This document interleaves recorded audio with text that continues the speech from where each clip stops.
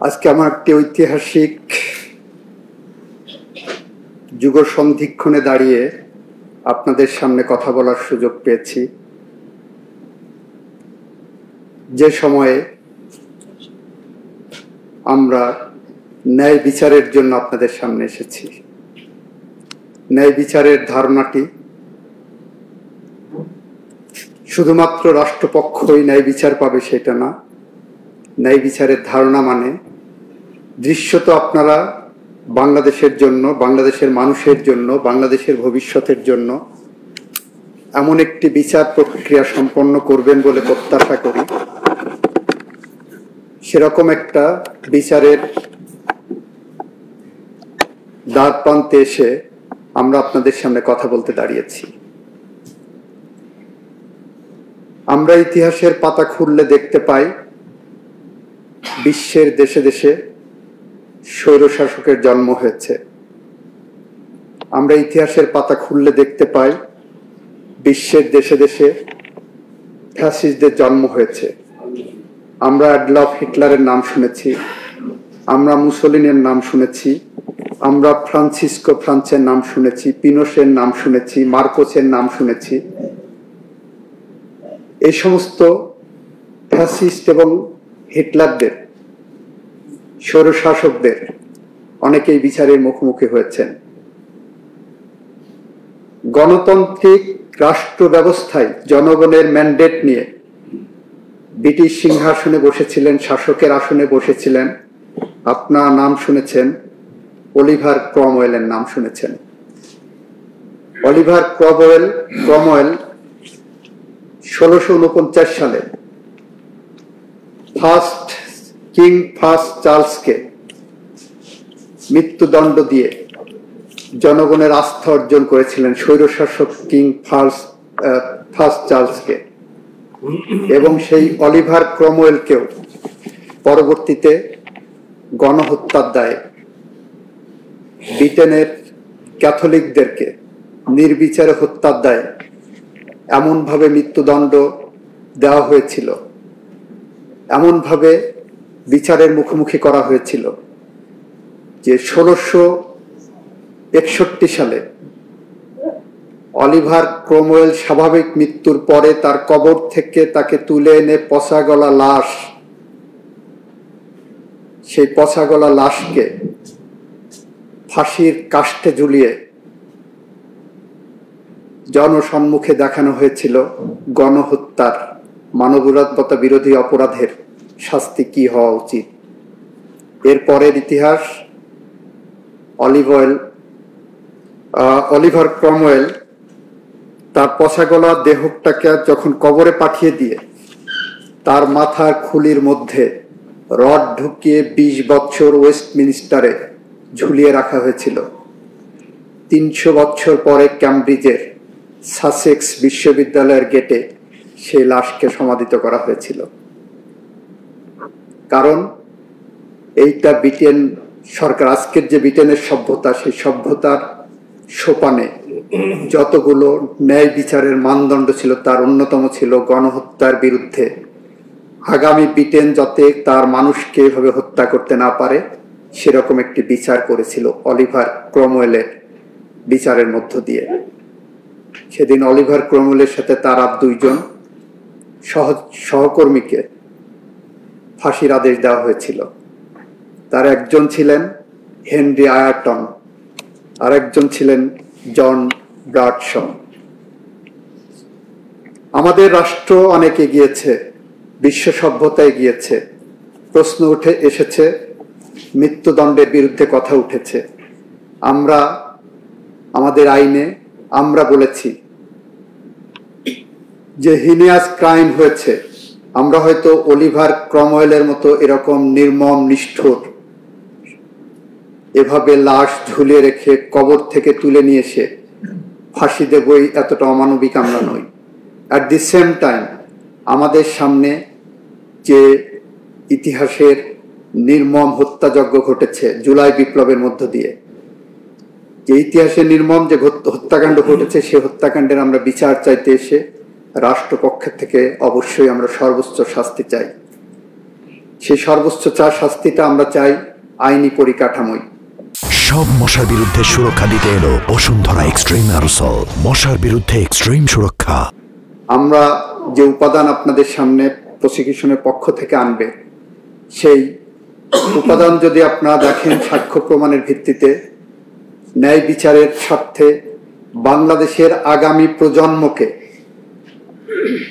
বসবাসের উপযোগী করে রাখার জন্য আপনারা যদি দেখেন একটি ন্যায় বিচার প্রতিষ্ঠা করতে যে এতগুলো মানুষের মৃত্যুর মধ্য দিয়ে যে বাংলাদেশ আমরা পেয়েছি, সেই বাংলাদেশ গড়ার জন্য, আগামী বাংলাদেশ গড়ার জন্য আমরা যদি সাক্ষ্য প্রমাণ উপস্থাপন করতে পারি, আপনারা ন্যায় বিচার করবেন। এবং রাষ্ট্রের পক্ষ থেকে আমরা সেটা সবসময় দাবি জানাবো ট্রাইব্যুনালের কাছে। আজকের এই ট্রাইব্যুনাল যে মামলার বিচার করতে বসেছেন, এই মামলার বিচার প্রক্রিয়ায় বিগত 17 বছরে বাংলাদেশের মাটিতে খুন, গুম, পলিটিক্যাল পারসিকিউশন একটা কালচার চালু হয়েছিল। আজকে রাস্তায় কথা উঠে, চায়ের দোকানে কথা উঠেছে কে কার চেয়ে বড় খুনি ছিলেন। 72 থেকে 75 পর্যন্ত আওয়ামী দুঃশাসন আমরা দেখেছি, যখন প্রায় 30,000 তরতাজা যুবকদেরকে হত্যা করা হয়েছিল একটি রাজনৈতিক মতাদর্শ প্রতিষ্ঠা করার জন্য। প্রশ্ন উঠেছে 72 থেকে 75-এর যে শাসক ছিলেন উনি বড় খুনি ছিলেন, নাকি 2009 থেকে 2024 পর্যন্ত যিনি শাসক ছিলেন উনি বড় খুনি ছিলেন। প্রশ্ন এসেছে 72 থেকে 75 পর্যন্ত খুনের ধরন এবং 9 থেকে 24-এর খুনের ধরন একই প্যাটার্নের নাকি কোন রকম, এটাকে রিফাইনিং স্টেজে আমাদের সামনে এসেছে। এগুলো সবই অসুস্থ বিতর্কের একটি জায়গা। আমরা মনে করি বাংলাদেশের মানুষের জন্য, গণতন্ত্রের জন্য, বাংলাদেশের আগামী প্রজন্মের বসবাস করে দেওয়ার জন্য এমন একটি ন্যায় বিচার প্রতিষ্ঠা করা দরকার যে সমাজে খুনের রাজনীতি বন্ধ হবে। গত 24 বছরে মুক্তিযুদ্ধের চেতনার নামে যে রাজনীতি করা হয়েছে, সেখানে বলা হয়েছে আর একটা ধারণা দেওয়া হয়েছে মুক্তিযুদ্ধের চেতনা মানে খুন, মুক্তিযুদ্ধের চেতনা মানে ক্ষমতায় টিকে থাকার জন্য গুম করা, মুক্তিযুদ্ধের চেতনা মানে দিনের ভোট রাতে করা, মুক্তিযুদ্ধের চেতনা মানে চাঁদাবাজি করা, মুক্তিযুদ্ধের চেতনা মানে লুটেরাদের প্রতিষ্ঠা করা, মুক্তিযুদ্ধের চেতনা মানে বিদেশে আমার দেশের লক্ষ লক্ষ টাকা, ডলার, পাউন্ড পাচার করে বেগম পাড়ায় বাড়ি বানানো। এমন একটি সমাজ ব্যবস্থার মধ্য দিয়ে একটি বৈষম্যহীন সমাজ প্রতিষ্ঠার জন্য জুলাই বিপ্লবের সময় যে আন্দোলনের সূচনা হয়েছিল, শান্তিপূর্ণ আন্দোলন ছিল। দাবি উঠেছিল আমরা চাই এ সমাজ বৈষম্যহীন হোক, দাবি উঠেছিল এ সমাজ ন্যায় বিচার প্রতিষ্ঠা হোক, দাবি উঠেছিল এই সমাজে মানুষের অধিকার প্রতিষ্ঠা হোক, দাবি উঠেছিল এই সমাজে গণতন্ত্র প্রতিষ্ঠিত হোক। সমস্ত দাবিকে কণ্ঠরুদ্ধ করার জন্য যে নির্মমভাবে হত্যাযজ্ঞ চালানো হয়েছে, আমার দেশে 30,000-এর মতো মানুষ এখনো পঙ্গুত্ব বরণ করছে। 36 দিনে তাদেরকে গুলি করে পঙ্গু করা হয়েছে। প্রায় 2,000-এর মতো মানুষকে হত্যা করা হয়েছে এবং তারপরেও তাদের মধ্যে কোনো অনুশোচনা হয়নি। পৃথিবীর ইতিহাসে আমরা দেখেছি অনেক স্বৈরাচার পালিয়ে গেছে। আমরা বাংলাদেশে দেখেছি স্বৈরাচার পালিয়েই শুধু যাননি, তার 300 মেম্বার অফ পার্লামেন্ট পালিয়েছেন, তার ক্যাবিনেট পালিয়েছেন, তার শপথবদ্ধ রাজনীতিবিদরা পালিয়েছেন। পৃথিবীর ইতিহাসে এরকম স্বৈরাচারের জন্ম হয়নি। আমরা মনে করি যদি স্বৈরাচারদের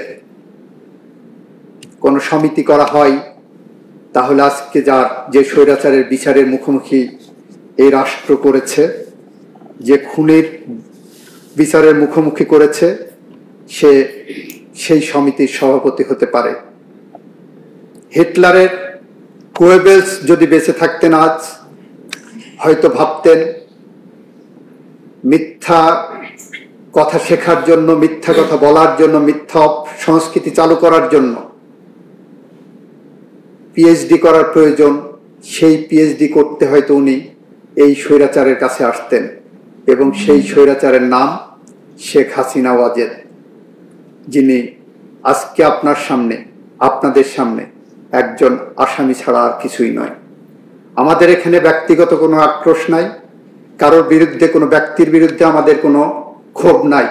আমরা অপরাধের বিচারের জন্য আপনাদের কাছে এসেছি, এবং ঘটনাক্রমে সে অপরাধের সাথে যারা সম্পৃক্ত তারা ব্যক্তি, হয়তো আসবে অপরাধের সাথে সম্পৃক্ত কোনো রাজনৈতিক দলও আসতে পারে ভবিষ্যতে, আমরা জানি না। কিন্তু আমরা এতটুকু বলতে চাই, আমরা ন্যায় বিচার চাই, বাংলাদেশের মানুষের স্বপ্নের বিচার চাই, বাংলাদেশের মানুষের স্বপ্নের বাংলাদেশ চাই।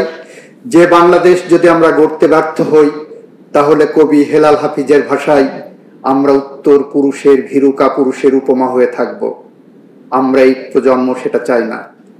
আমরা চাই না বলেই আবু সাইদ মুগ্ধের রক্তের শপথ নিয়ে আমরা আপনাদের সামনে এসেছি। আমরা বলতে এসেছি, আবু সাইদরা যে রক্ত দিয়ে গেছে, যে বাংলাদেশ গড়ার প্রত্যয় দিয়ে গেছে, যে মশাল আমাদের হাতে দিয়ে গেছে, আমরা আমাদের জীবনের শেষ রক্তবিন্দু দিয়ে হলেও সেই মশালকে প্রজ্বলন রাখব।